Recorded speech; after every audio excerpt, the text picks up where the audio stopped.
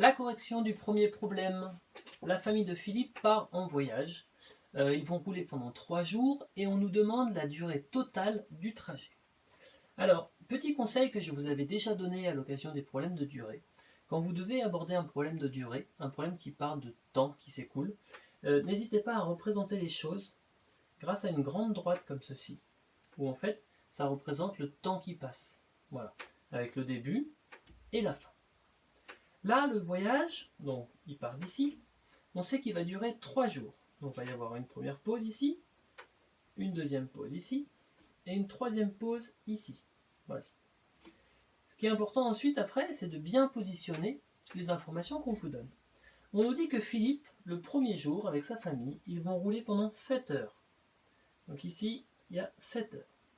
Le deuxième jour, ils vont rouler pendant 5h30. Et le troisième jour, ils vont rouler pendant 8 heures.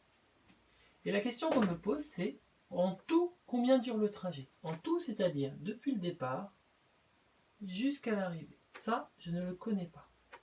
Mais bon, quand j'observe ma situation, qu'est-ce que je vois? Je vois que tout cet ensemble, finalement, c'est cette partie-là, avec cette partie-là, avec cette partie-là. Avec, ça veut dire que je vais devoir faire une addition.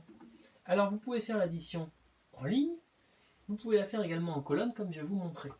Le problème souvent qu'on rencontre, c'est qu'en fait, on a à la fois des heures et des minutes, et que ça ne fonctionne pas comme avec les nombres normaux.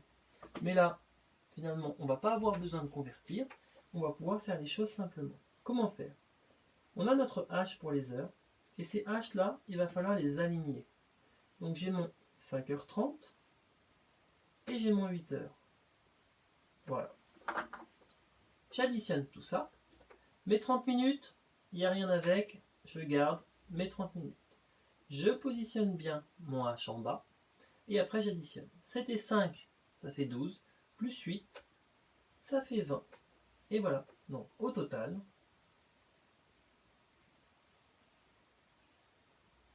le voyage dure